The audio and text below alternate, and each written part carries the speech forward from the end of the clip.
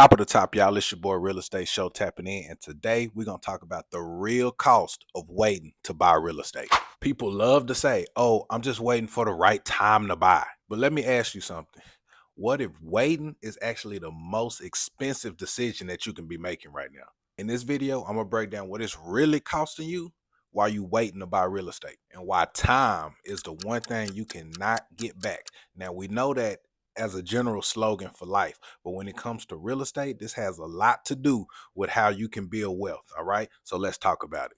All right. So, first off, inflation is eating your savings account up. Literally, it's attacking your savings account. So, if you have a large sum of money, even a small sum of money, just sitting in a general savings account, you're not making any money on that. But interest rates continue to go up and inflation continues to go up. So your dollar that was worth a dollar last week, last month, or last year, it's not even worth the same amount today because those rates continue to inflate. So just to give you some real numbers to understand, the annual inflation rate over the past 12 months is about 2.39%. Okay. That means the same thing that cost a dollar last April in 2024 now costs $1.02 on average in April of 2025. Now that doesn't seem like a lot, but interest rates and inflation could go up even more. And when we're talking about year after year after year, that number compounds. But the bottom line is your money is not worth the same tomorrow as it is worth today. Therefore, you have to hedge that by investing your money in some type of vehicle that can provide a similar or better return. So if you're sitting on cash, you're already losing, bro. Having cash just saved up is like a slow leak on your bank account. Like having a leak in a tire. Like it might not go flat in 1 day, 2 day. It might go for a month, a couple of months. But as that air slowly leaks out of there, you're gonna start getting in flat tires and eventually need a whole new one. So that 10,000 you've been saving is losing value every month. Meanwhile, if you look around in most markets, real estate values and rents are steadily increasing.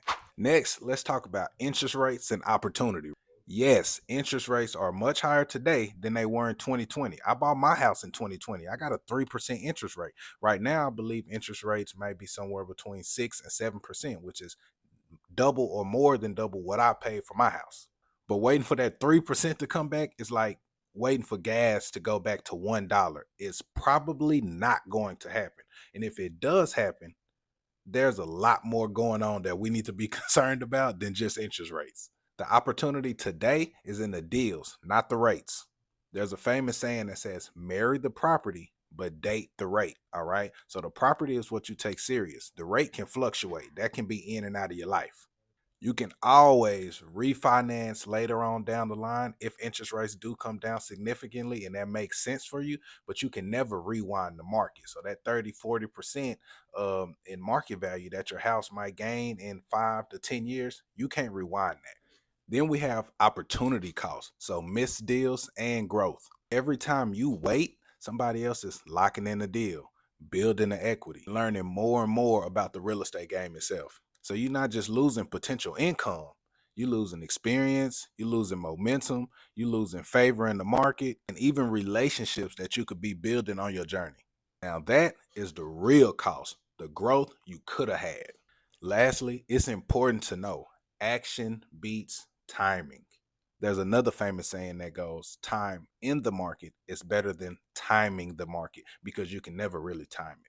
The truth is, you're not never going to time the market perfectly. I'm not, Warren Buffett not, Grant Cardone is not. It's the consistency that pays the dividends.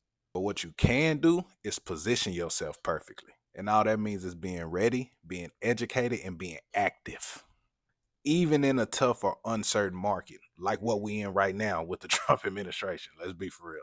The best time to buy was yesterday, but the next best time to buy is before you talk yourself out of it again.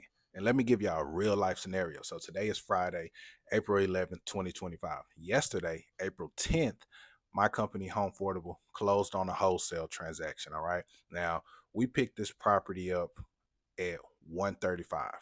We did a wholesale on it for 151. Okay, so we made the money in the middle. And after it's fully remodeled, this house will be worth about 250, 260,000. That's what the end buyer or investor can look forward to. Now you may be thinking, oh, the seller left so much money on the table if they only took 135 and then I made money from a wholesale, and then the end buyer or investor is going to make more money when they put money into it and resell it at 250, 260 top of market value.